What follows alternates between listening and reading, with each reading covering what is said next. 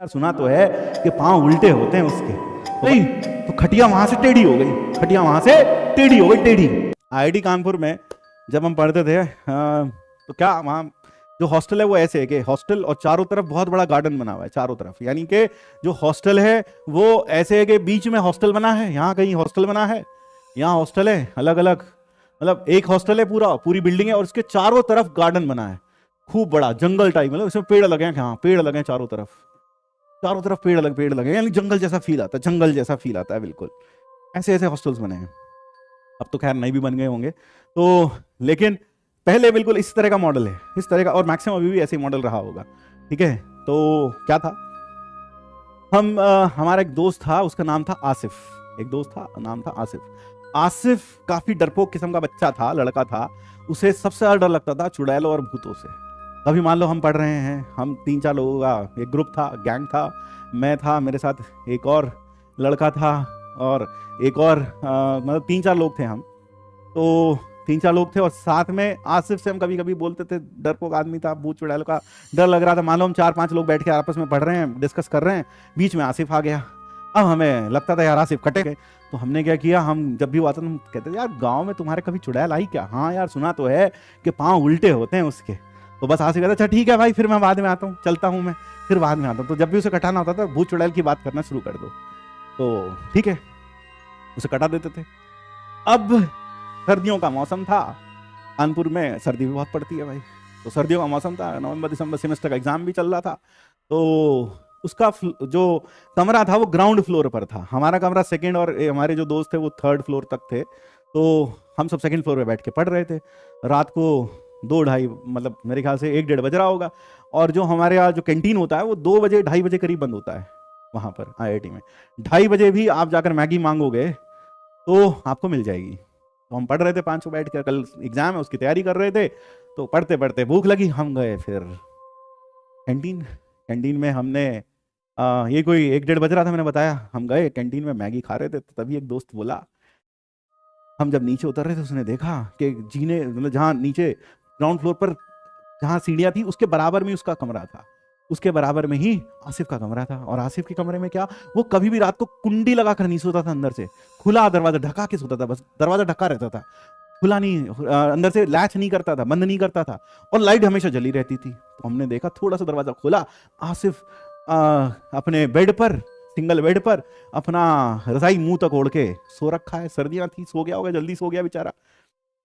हम उससे पूछते थे कई बार कि यार रात को दरवाजा बंद क्यों नहीं करता है, उसका लॉजिक था भाई, दिमाग था।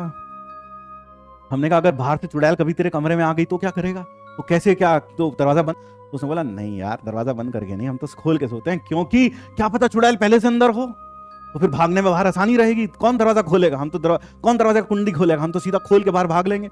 हमने कहा लॉजिक तो है लड़के की बात में भाई कि भाई दरवाजा खुला छोड़ के सोता है, तो ठीक है।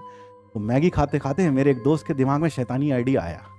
क्या आइडिया है? बोले हम 4 हैं। हमने कहा हाँ 4 हैं, मैगी खा रहे थे, भूख लग रही थी, बोले 4 हैं यार, बहुत हो गया, दिमाग पक गया है, चलो आओ थोड़ा मस्ती करते हैं, हम 4 लोग हैं, ऐसा करते हैं आसिफ की खटिया उठाते हैं और पीछे जंगल में रखाते हैं, साला सुबह को उठेगा देखेगा, अरे बाप रे भूत, बोला लगे रात को चुड़ैल यहाँ छोड़ गई। हमने कहा हाँ यार आइडिया तो मस्त है यार, आइडिया तो मस्त है।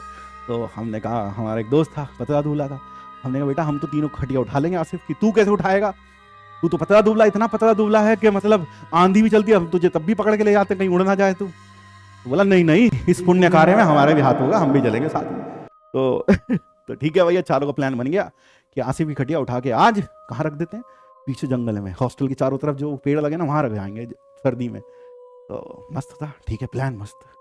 बोले किसी को खबर नहीं होनी चाहिए, रात के 2:30 बजने वाले हैं, किसी को खबर नहीं होनी चाहिए, हम बिल्कुल चुपचाप दबे पाँव गए, कोई दिक्कत ही नहीं, गए, दरवाजा खुला हुआ था, दरवाजा खोला आराम से, लाइट जली हुई थी, तो चारों खड़े हो गए भाई, एक एक पाँव पर, एक इधर एक इधर एक इधर, 4 खड़े हो गए हम लोग।